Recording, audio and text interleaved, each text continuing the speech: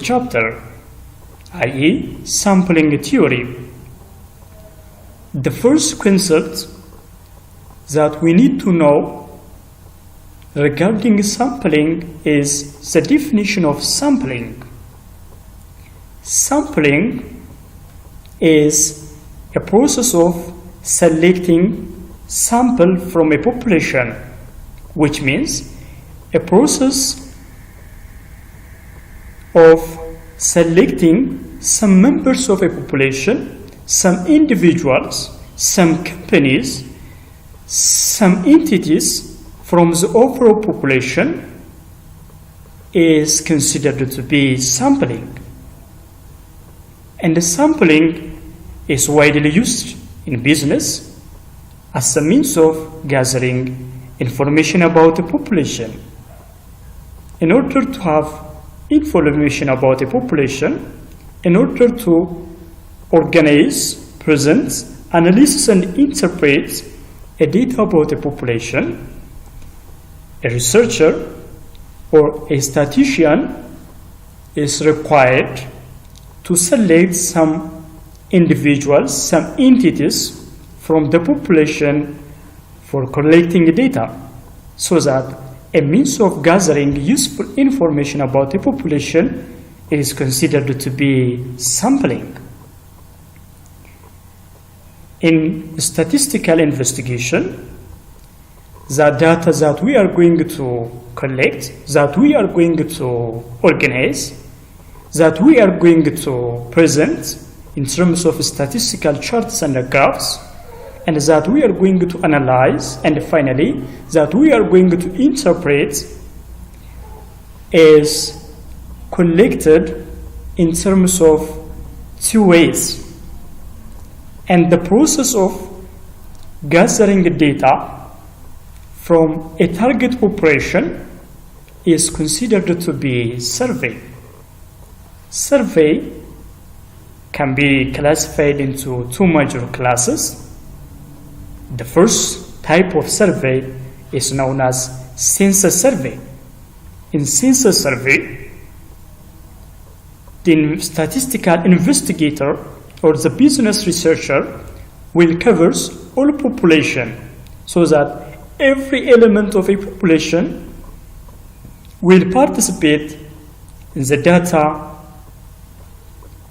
provision process. The second type of census survey is considered to be sampling survey. Sampling survey is a kind of survey that covers a part of a population, so that in sampling survey, first we try to select a sample from a population, then we start to collect or gather data from a sample, so that there are two mechanisms by which data can be collected for statistical investigation, and those are census survey and the sampling survey. When we compare sampling with census, we find sampling as a preferable or a better type of survey. This is because of the following reasons. The first reason why sampling is preferable is because of in sampling we can save money. When we are collecting data from only some portion of a population, the cost that we incur in this process can be minimized. At the same time, we can also save a time. Within a short period of time, we can able to gather data from a sample as compared to population. And for a given resources, the sample can also broaden the scope of the study, and a more detailed information can be collected using a sample. Sometimes, the research process or statistical investigations may be destructive. And in this process, sample can save a product that we are going to investigate, that we are going to test. If accessing the population is impossible or it is difficult, our only option is trying to take a sample and trying to collect the data. Finally, in sampling survey, we can interview many individuals who are a part of our sample as best as possible. We can also supervise our process of data collection because we are asking or we are collecting data from some portion of a population. These are the advantages of using sampling as compared with census.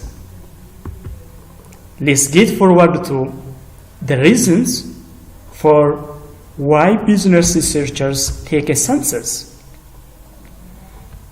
Under two circumstances, business researchers conduct a census survey rather than a sampling survey.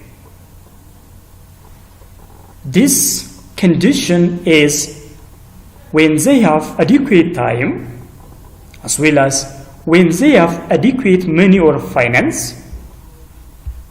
Business researchers can conduct a census. The first reason why census survey is better than sampling survey is, number one, it enables business researchers to eliminate the possibility that by chance a randomly selected sample may not be representative of the population. At the same time, for the safety of the consumer, business researchers or statistical investigators conduct a census survey. Those are reasons why business researchers look for a census survey. Let us deal with the definition of population and a sample. In a statistical investigation, data is collected either from a population or from a sample, so that we need to know the definition of population and a sample. Let's begin with population. Population is a group of people, items, units, individuals, or entities under statistical investigation. On the other hand, sample is a portion of a population, a portion of, items or units under investigation, so that we can obtain a sample when we are collecting data only about some members of a population. In a statistical investigation, we also need to know sampling frame. Sampling frame is the list of individuals, institutions, companies, or entities from which the sample is taken. For example, electoral register, postcode address file, telephone book are considered to be a sampling frame because of they present the list of individuals, companies, entities from which a sample is going to be taken. The other concepts in statistical investigation are parameter and statistic. Let us deal with parameter. Parameter is a statistical result computed to describe the population. Therefore, when we are calculating descriptive statistics like mean, median, mode, at the same time when we are computing the measures of variation like by using range, variance, standard deviation, And if the data we have used to compute those statistical results were obtained from the population, these results are considered to be a parameter. So that parameter is simply statistical results that describe the population. Sometimes it is difficult or it is impossible to collect the data from all members of a population, so that we try to select some portion of a population as a sample, and we use sample data, and we start to calculate some statistical results, so that statistical results calculated by using a sample data are considered to be statistics, so that statistics is a statistical result that describe a sample. Let's get forward to sampling methods or sampling techniques. Sampling is a process of selecting a sample from a population. To do this activity, we have two mechanisms, so that there are two main types of sampling. These are random or probability sampling and non-random or non-probability sampling. In random or probability sampling, a few units of a population have the same probability of being selected into the sample. However, in random or non-probability sampling, every unit of a population do not have the same probability or chance of being selected into the sample. Let's deal with the types of random sampling techniques and non-random sampling techniques. Let's begin by the techniques considered to be non-random sampling or probability sampling. The first type of random sampling technique is simple random sampling. In this technique, each unit of the frame is numbered from 1 to capital N, where capital N is the size of the population. Then, a table of random numbers or a random number generator software or program is used to select N items into the sample, where small letter n is sample size. This technique is easier to perform on small population than on larger population, because of we need to number every element of a population. At the same time, we need to construct a table of random numbers, or we need to even use random number generator, so that it's difficult to apply this technique when population is large. The second type of random sampling is known as stratified random sampling. With this method, the population is divided into an overlapping subpopulation called strata. Then the researcher extracts a random sample from each of the subpopulations. Internally, strata should be relatively homogeneous. However, externally, strata should be heterogeneous, which means every member of a strata is or are homogeneous. However, when we compare the subpopulations called strata or stratum with each other, we find a difference among themselves, so that strata should contrast with each other. The process of creating or dividing a population into strata is considered to be a stratification. This stratification is usually done on the basis of geographical variables. For example, a researcher may use a sex as a criteria to stratify a population into strata, or he or she may use socioeconomic class or geographical region or location, religion, or ethnicity for constructing strata or for dividing population into subpopulations or the so-called strata. The main reason for why business researchers use this kind of sampling technique is that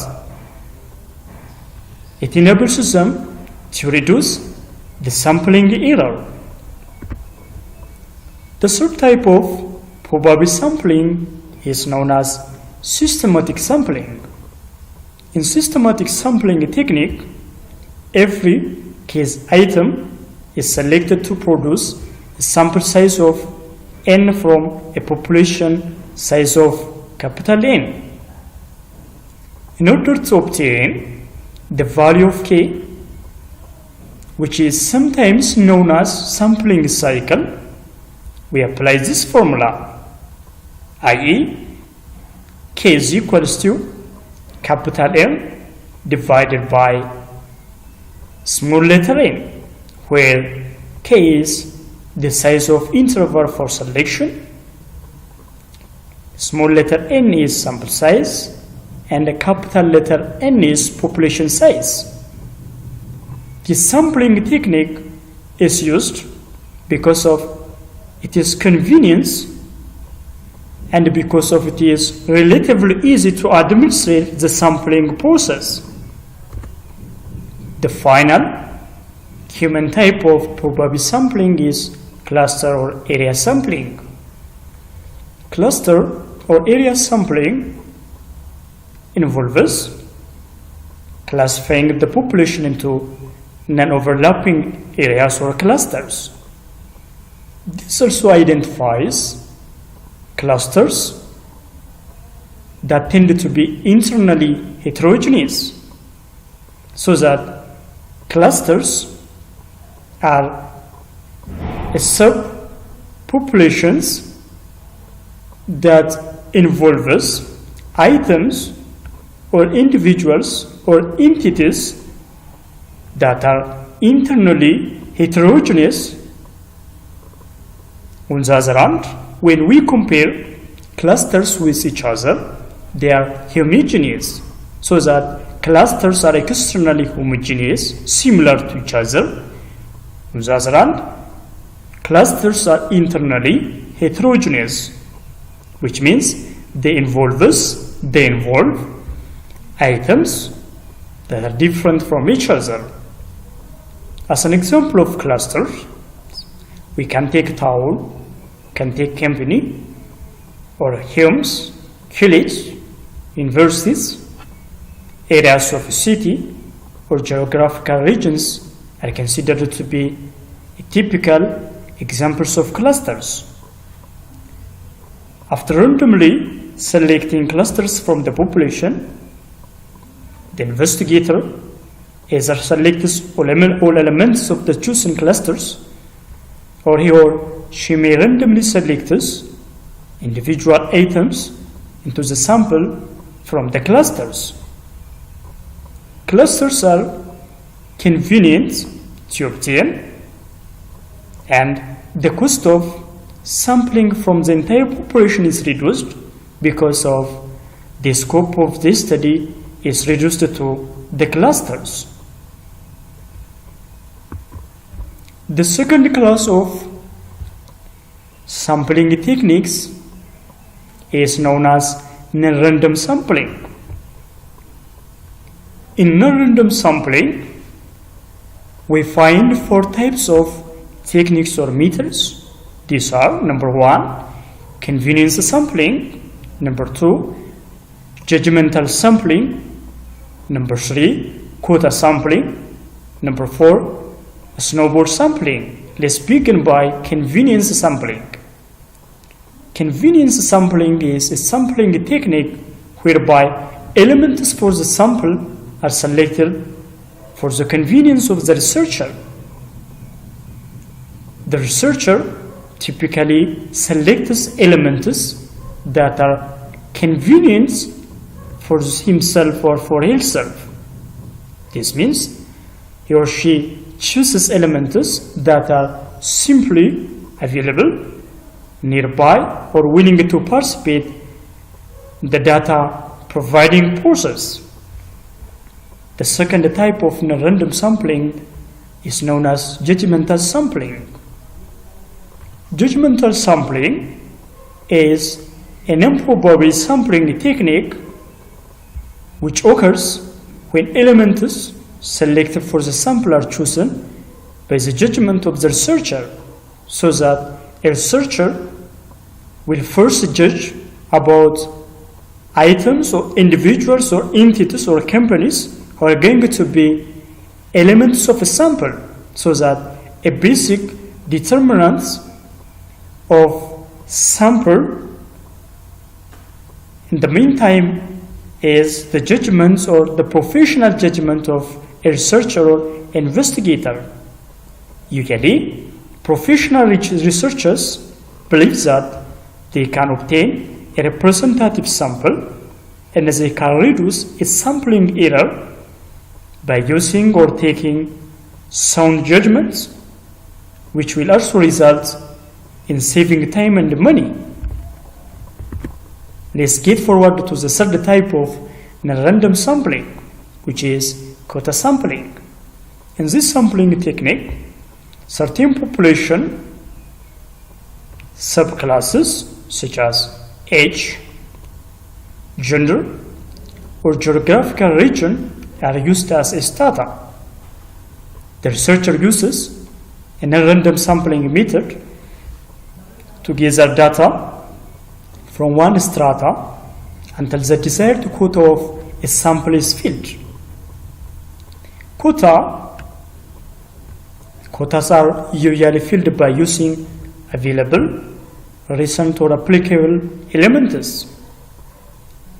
Quota sampling can be useful if there is no sampling frame for the population, so that in quota sampling, the researcher will first determine whether there is sampling frame or not for the population, and if you determine that there is no sampling frame, there is no list of elements or items of the population, he or she is going to apply quota sampling. Try to determine a quota, then he try to select items until this quota is filled. The final type of non-probable sampling is known as snowball sampling. In this sampling technique, survey subjects are selected on the basis of referral from other survey respondents. The researcher first identifies a person who fulfills the profile or requirements of subjects under investigation.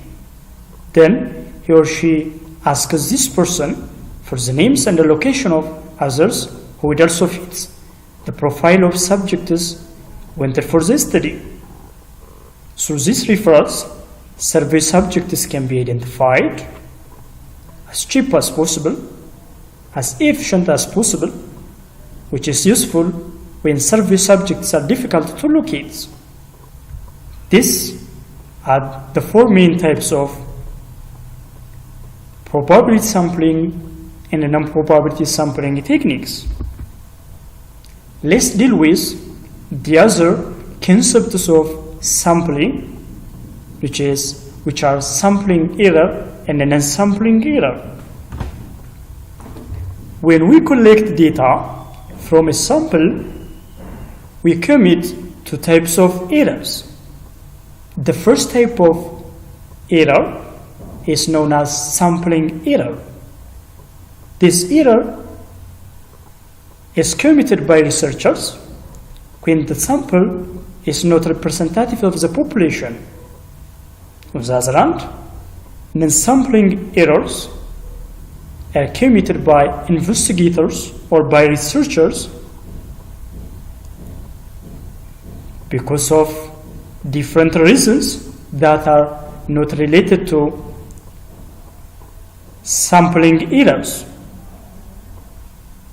Those non-sampling errors are like errors of missing data, recording errors, errors of input processing, when a researcher feeds the collected data into the computer, error of analysis, error of unclear definitions, or when a business researchers prepared and distributed a defective questionnaire, he or she will commit every errors, and error of poorly conceived concepts are also considered to be non-sampling errors. Generally, when sampling error happens because of the sample is not representative of the population, but other errors or mistakes that are not related to sampling errors are considered to be non-sampling errors. The second lesson in chapter 1 is sampling distribution. Let us start with sampling distribution of mean or X bar. The sample mean is one of the common statistics used in the inferential process. We do have a central limit theorem which states if samples of size n are drawn randomly from a population that has a mean of mu and a standard deviation of sigma, the sample means or X bar are approximately normally distributed for sufficiently large sample sizes, which is n is greater than or equal to 30. Regardless of the shape of the distribution, if the population is normally distributed, the sample means are normally distributed for any sample size. In mathematical formula, we can show the mean of the sample mean as the population mean, so that the mean of sample mean, mu of X bar, is equal to population mean. And the standard deviation of the sample means, which is usually known as the standard error of the mean, is the standard deviation of the population divided by the square root of the sample size. In mathematical formula, sigma of X bar is equal to sigma divided by square root of n. This is the concept of central limit theorem that we will apply in sampling distribution of sample mean. In sampling distribution of sample mean, we use that formula to compute statistical results from a given data. And the Z formula is Z is equals to X bar or sample mean minus population mean or mu all over sigma divided by square root of n. Let us deal with one example in order to be familiar with the application of this Z formula and the sampling distribution of mean.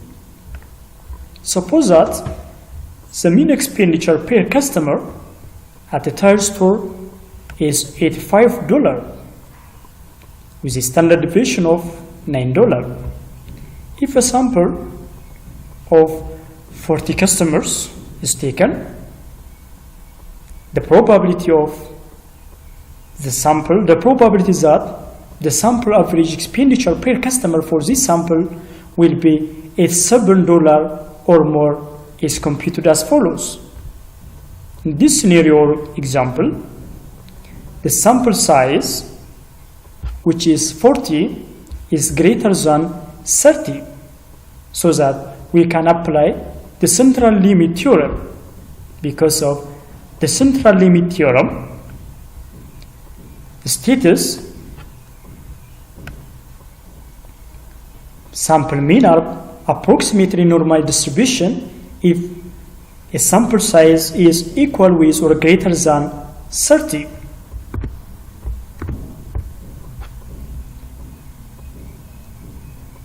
Therefore, the sample means are normally distributed, and in this scenario, population mean or mu is $85. When we get back to the given data, here we find the population mean of $85. Population standard deviation is $9.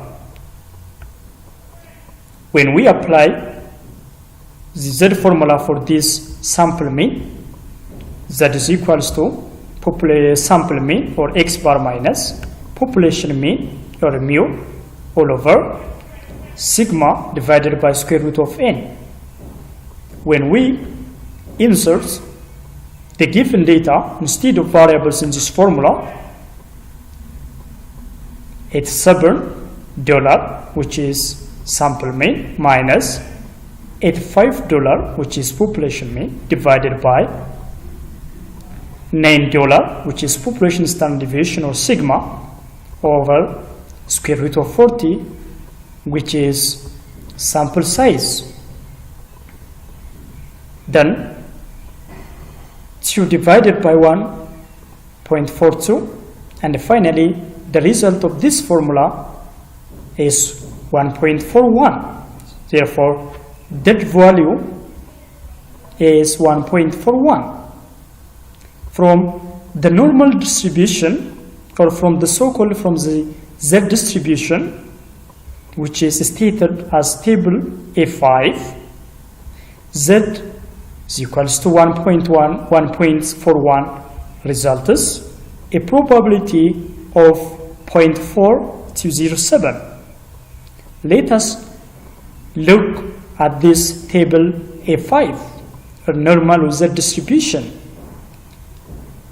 We need to remember Z score is 1.41, so that we try to find the probability at this value. This is Z distribution, and we try to take 1.4 row here.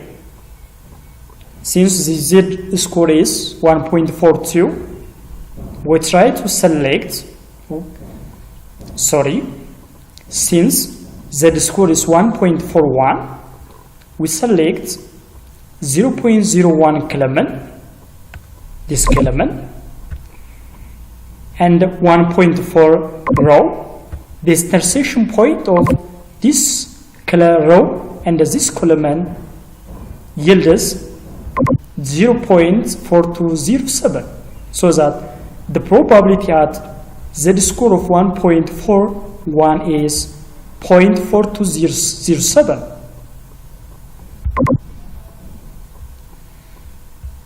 This number is the probability of getting a sample mean between $7 and $85, the population mean. When we solve for the tail of the distribution, we finally obtain 0.0793, which is the probability of sample mean or X bar is greater than or equal to $87.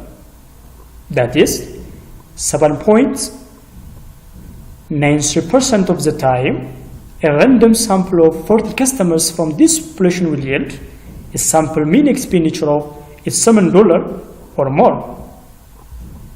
Or we can show this problem and the solution in terms of graph or diagram as follows.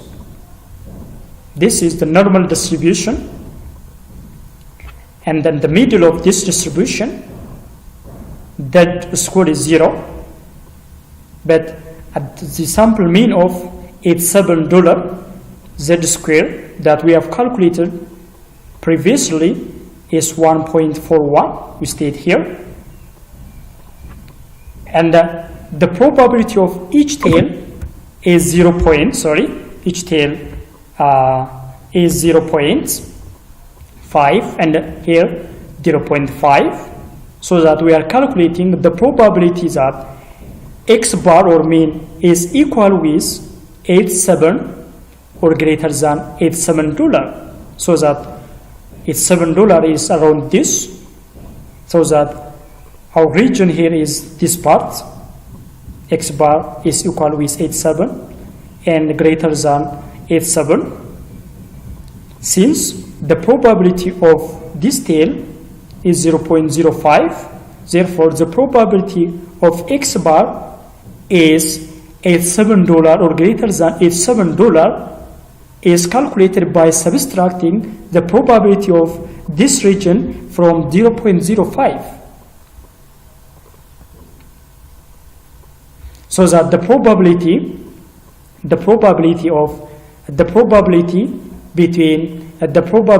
of X bar will be between 85 and $87 is 0.4207, and the probability of this right tail is 0.05, so that the probability of X bar is equal with 87 or greater than $87 is determined by subtracting 0.4207, the probability of this region, from 0.05, and finally we obtain 0.0793, so that we can show in terms of diagram in this manner.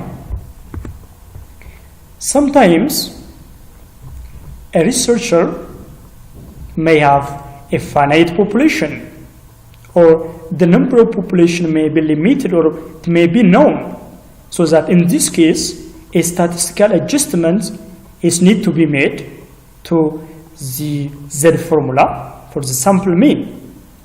This adjustment is known as finite correction factor, which is square root of capital N minus small letter n divided by capital N minus 1, where capital N is population size, small letter n is sample size. It also operates on the standard deviation of sample. The formula for sample mean of a finite population is finally used to calculate Z value, or calculated Z value. Z is equals to sample mean or X bar minus mu or population mean divided by sigma over square root of n times square root of capital N minus n over capital N minus 1, so that when our population is finite, when we know the number of population, we apply this adjustment, and finally we apply this adjusted Z formula for our sample mean. Let us deal with this sampling from a finite population with one example. Suppose that a production company's 350 hourly employees average 37.6 years of age, with a standard deviation of 8.3 years. If a random sample of 45 hourly employees is taken, the probability that the sample will have an average age of less than 40 years will be calculated as follows. In this case, the population mean is 37.6. The population standard deviation is 8.3. That is, mu is 37.6, sigma is 8.3. The sample size is 45, but it is being drawn from a finite population of 350. That is, sample size or n is 45, population or capital N is 350. The sample mean under consideration is 40, or x bar is 40, so that we can show this problem on a normal curve as follows. This is normal curve or normal distribution, and the population mean or mu is 37.6 here. We state the center of this normal curve. X bar or sample size, x bar or sample mean is 40. Then we get forward to z value or z calculated value. Our formula is z is equals to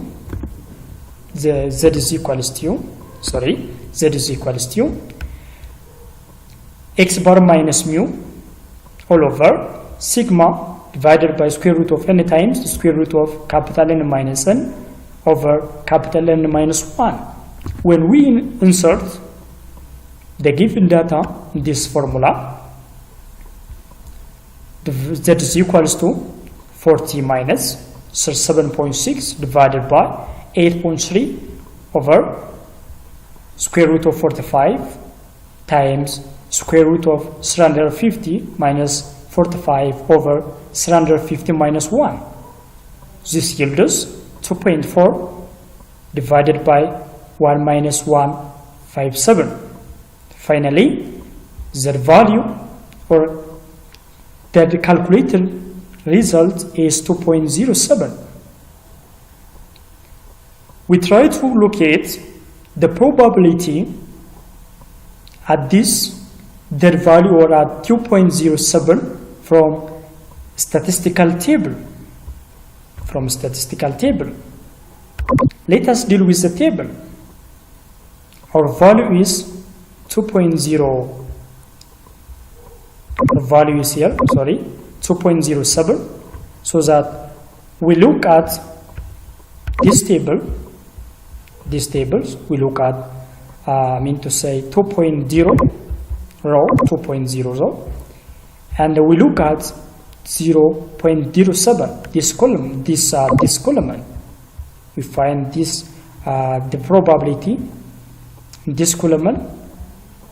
Therefore, the intersection point of 2.0 row and the 0.07 column is 0.4808, so that this is the probability at z value of 2.07.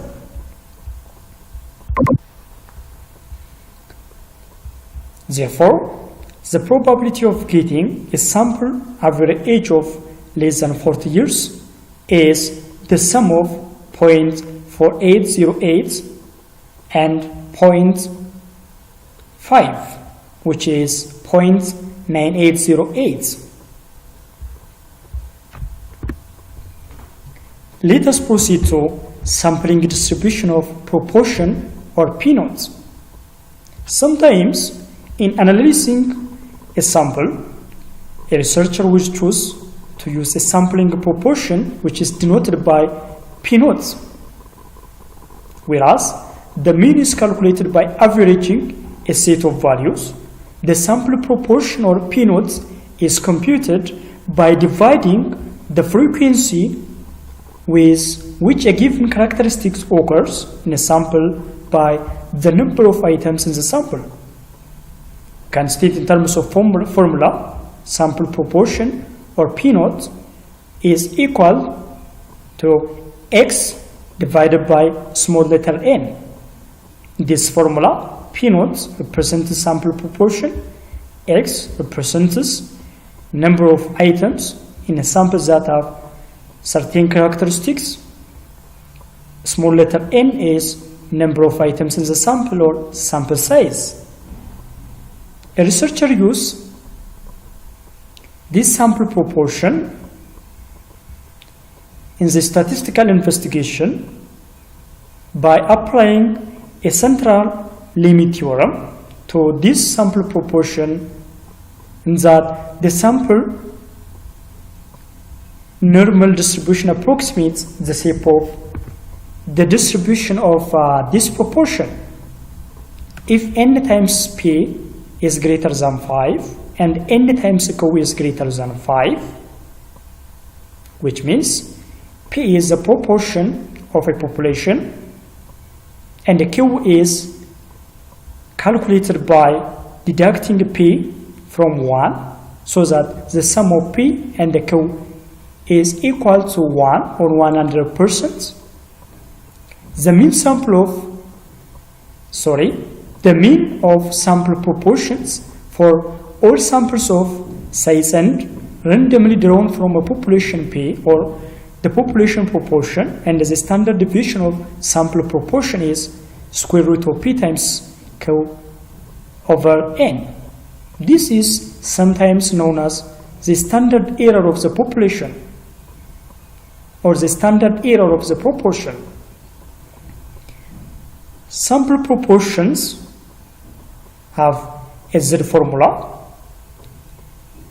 so that whenever the result of n times P is greater than 5 and n times Q is also greater than 5, we can apply a central limit theorem and we can compute Z value by using this formula. Z is equals to sample proportion or P naught minus population proportion or P all over square root of P times Q over N, where P naught is sample proportion, N is sample size, P is population proportion, and where Q is calculated by deducting P from 1. Let us deal with one example to be familiar with sample proportion. For example, if we assume 10% of a population or parts or products is defective, the probability of randomly selecting 80 parts or products and finding that 12 or more parts are defective can be calculated as follows. In this scenario, population proportion is 0.10 or 10%.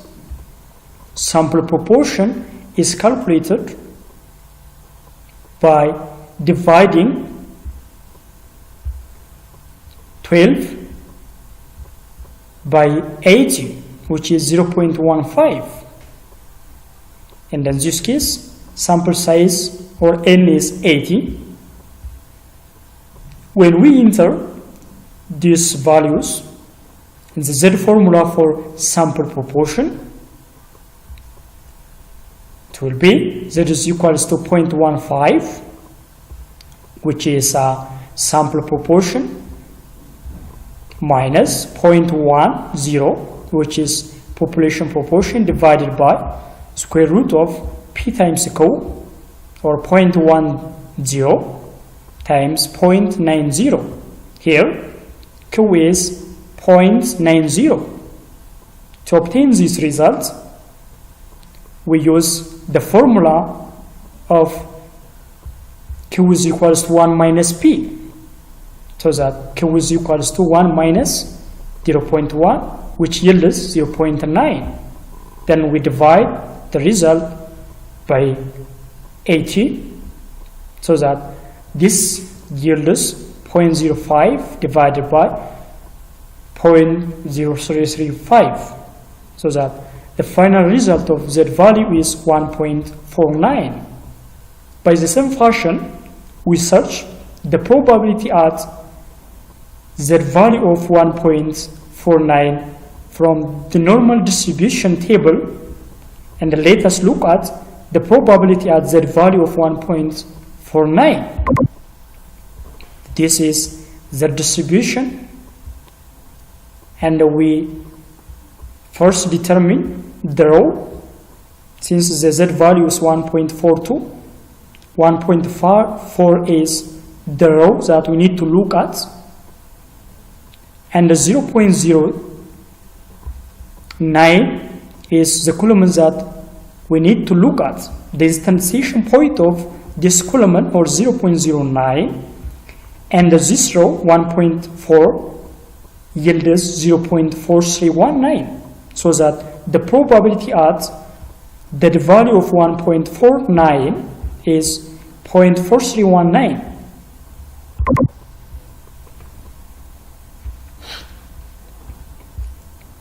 And this table gives a probability of 0.4319 for a z value of 1.49, which is the area between the sample proportion 0.15 and the population proportion 0.10.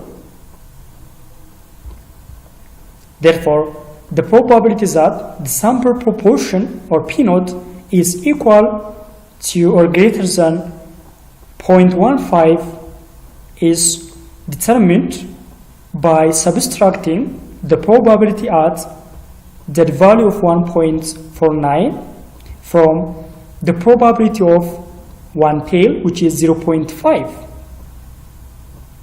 so that we obtain 0.0681, which can be interpreted as about 6.81% of the time 12 or more defective parts would be in a random sample of 80 parts of products when the population proportion is 0.1 or 10%.